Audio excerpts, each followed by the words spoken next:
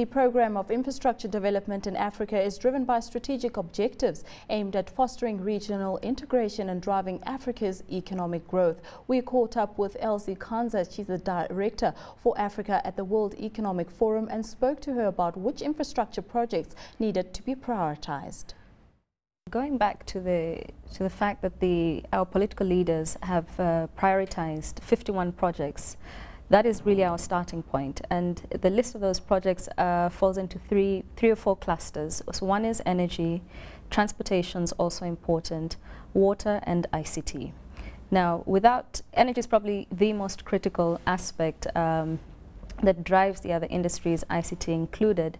And it's, without surprise, the one that is most dominant in terms of being ready to move forward. And as you're aware, many of our countries have serious energy deficits. That notwithstanding, ICT is definitely an area where we can see much more sort of acceleration and room for Africa to leapfrog the rest of the world, and we're actually seeing much more private sector funding going into those projects. Africa has about a $90 billion funding gap. What are some of your suggestions in terms of what we can be doing in order to bridge the gap? Private funding has to take in consideration a different set of risks. For example, political risks that vary from country to country, legal and regulatory environments that vary from country to country.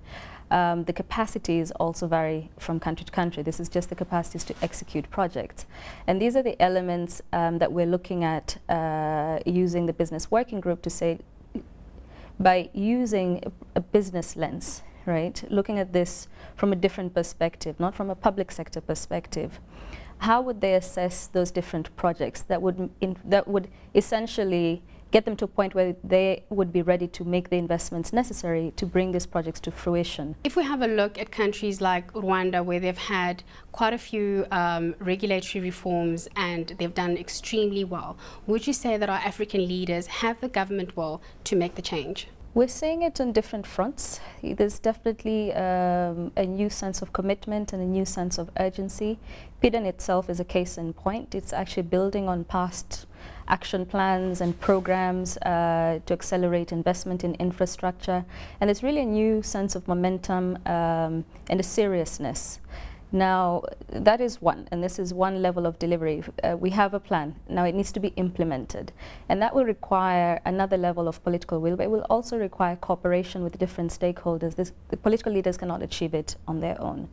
And part of our effort is to say, well, let's bring on board other stakeholders who can make this happen, and push our leaders to also push through the reforms that are needed to ultimately deliver the benefits of having regional infrastructure. That was Elsie Kanza, the Director for Africa at the World Economic Forum.